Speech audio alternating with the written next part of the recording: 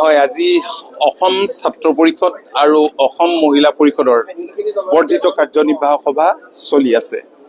মই পোনপ্ৰথমে অসম ছাত্ৰ পৰিষদৰ কৰ্মকৰ্তাসকলৰ সৈতে মত বিনিময় কৰিলোঁ।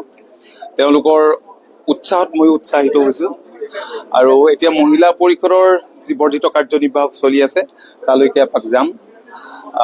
আপোনালোকে জানেই যে আমি যোৱা দিনবিলাকত দলটোৰ শক্তি বৃদ্ধিৰ কাৰণে আমি খুব নিষ্ঠাৰে সকলোকে কাম কৰিবলৈ আহ্বান জনাই আহিছোঁ আৰু দলৰ কৰ্মকৰ্তাসকলে কাম কৰিছেও। আৰু সমগ্ৰ অসমতে মই নিজে এটা জাগৰণ প্ৰত্যক্ষ কৰিছোঁ। বৰ্তমান সময়ত আপোনালোকে যাক বিদ্ৰোহ বুলি কৈছে, মই তাক জাগৰণ বুলি কৈছোঁ। আৰু সেইটো দলটোৰ কাৰণে শুভ লক্ষণ। দলৰ প্ৰতিজন কৰ্মকৰ্তাৰ এনে উৎসাহে, এনে কৰ্মতৎপৰতাই দলটোক অনাগত দিনত অধিক শক্তিশালী কৰিব। আৰু মই সদায় কওঁ এই কথা আৰু কৈয়ে যাম যে অসমৰ মাটিত অসম গণ পৰিষদ শক্তিশালী হোৱা মানে অসমত জাতীয়তাবাদ শক্তিশালী হোৱা, আঞ্চলিকতাবাদ শক্তিশালী হোৱা আৰু পৰিৱৰ্তিত ৰাজনৈতিক পৰিস্থিতিত আমি যি প্ৰগতিশীল জাতীয়তাবাদৰ দৃষ্টিভংগীৰে আমি আগবাঢ়ি যাবলৈ আমি চেষ্টা কৰিছোঁ। ইয়াৰ ধাৰাটো অধিক শক্তিশালী হোৱা আৰু অসম সুৰক্ষিত হোৱা। Thank you. হয়নে নহয়? তো আপোনালোকেও ক'ব লাগিব, চৰ্চাত আপোনালোকে আনিছে, মই ভালেই পাইছোঁ। বেয়া ভাল আপোনালোকে দি থাকক, বেয়া নাই, সকলো ভালেই। ভগৱানে যি কৰে ভালৰ কাৰণে কৰিব। সমষ্টি কথাটোতো মই কৈ আছো যে সমষ্টি ক'ৰ পৰা উঠিম, কি উঠিম, এতিয়াও যথেষ্ট সময় আছে। আজি এটা পৰিৱৰ্তনৰ কাৰণে, শক্তি বৃদ্ধিৰ কাৰণে বা মানুহে ভাবিব পৰাকৈ বিভিন্ন সমষ্টিত আজি আজি আজি আজি আজি বহু ঠাইত ভিজিবিলিটি হয়তো নাই। যি ধৰণে এটা জাগৰণ সৃষ্টি হৈছে, মোৰ দৃঢ় বিশ্বাস যে খুবেই ভাল হ'ব অনাগত দিনত। আৰু চিট সম্পৰ্কত আমি ভাৰতীয় জনতা পাৰ্টীৰ লগত এতিয়ালৈকে কিমান চিট আমি বিচাৰিম এই সম্পৰ্কে যিহেতু কথা বতৰা হোৱা নাই, গতিকে কথা বতৰা নোহোৱাকৈ আজিৰ দিনটোত নকওঁ। এইখিনি চলি থাকক, তাৰ পিছৰ পৰ্যায়ত আপোনালোকক কমেই এনেও গম পাবই।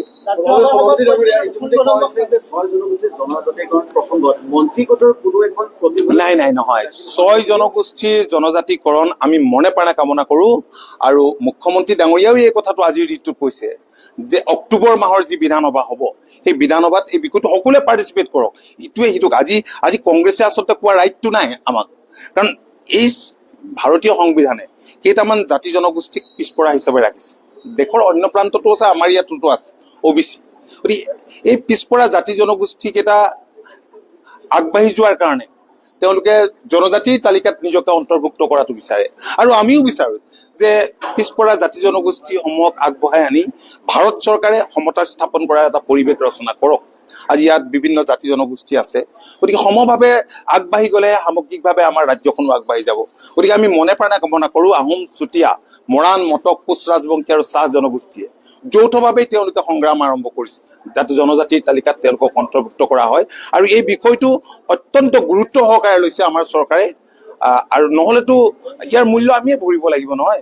মানুহে তেওঁলোককতো কংগ্ৰেছে ইমান দিন ফাঁকি দিয়ে ৰাখিছে না, তেওঁলোকৰ ডেভেলপমেণ্টৰ কাৰণে চৰকাৰে নিজাববীয়া কিছুমান আঁচনি ল'লে। আজি চাহ জনগোষ্ঠীৰ কল্যাণৰ কাৰণে আমাৰ চৰকাৰে ইমানবোৰ আঁচনি সঠিকভাৱে ৰূপায়ণ কৰিছে। মডেল কলেজ হৈছে, মডেল স্কুল হৈছে, আজি তাত জগন্নাথ কমিউনিটি হল হৈছে, অংগনবাদী চেণ্টাৰ হৈছে, PMAY আৱাস গৃহ হৈছে। এই বৃহৎ ছেকশ্যনটো উপেক্ষা কৰিয়ে চলিছিল কংগ্ৰেছে। অথচ কংগ্ৰেছে চাহ জনগোষ্ঠীৰ ভোট আৰু ধৰ্মীয় সংখ্যালঘুসকলৰ ভোট লৈ তেওঁলোক ক্ষমতাত আছিল। আজি এই ধৰ্মীয় সংখ্যালঘুসকলে তেওঁলোকে মাটি বাৰীৰ কাৰণে, তেওঁলোকে পট্টাৰ কাৰণে কিয় হাহাকাৰ কৰিবলগীয়া হৈছে? কিয় চৰকাৰী ভূমিত, কিয় ফৰেষ্ট ভূমিত, কিয় ট্ৰাইবেল বেল্ট এণ্ড ব্লকত, কিয় VGR PGR মাটিত তেওঁলোক বহিবলগীয়া হ'ল? এয়া কাৰ ভুল? এয়া কংগ্ৰেছৰ ভুল। কংগ্ৰেছে তেওঁলোকক আগতে এনে কিছুমান মাটি দেখুৱাই দিব লাগিছিল বা তেওঁলোকৰ বাবে আবণ্টন কৰিব লাগিছিল, সেই কামটো তেওঁলোকে কৰিব পাৰিলেহেঁতেন। গতিকে বৰ্তমান চৰকাৰে সঠিকভাৱে বিভিন্ন আঁচনি ৰূপায়ণ কৰিছে যাতে ৰাজ্যখন সামগ্ৰিকভাৱে আগুৱাই লৈ যাব পৰা যায়। নাই, মইতো ক'লোৱেই অক্টোবৰত ছেছন আছে। তাৰ আগতে আজি এই গোটেই কামখিনি স্বাধীনতাৰ পিছত ইমান বছৰ গ'ল। এই দাবীটো এতিয়াৰ নহয়।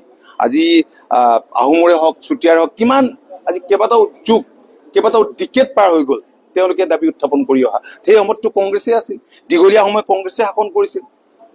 এটা দলীয় প্ৰশ্ন কৰিব বিচাৰিছো হয়। যে আপোনালোকে বিধানসভা নিৰ্বাচনৰ আগতে আপোনালোকে বিভিন্ন সমষ্টিত আচলতে চাৰ্ভে কৰিছিলে, আপোনালোকৰ ভাল ৰিপৰ্ট আছিল সাংগঠনিক দিশত। নাই চাওক, মই চিট সম্পৰ্কত মই আজিৰ দিনটোত আৰু একো নকওঁ। যিবোৰ সংখ্যালঘু ভোটাৰ অধিক থকা যিবোৰ সমষ্টি, সেই সমষ্টিসমূহৰ পৰা অসম গণ পৰিষদৰ ৰিপৰ্টবিলাক কেনেকুৱা ধৰণে আহিছে? প্ৰথম কথা যে অসম গণ পৰিষদ দল এটা ধৰ্ম নিৰপেক্ষ দল।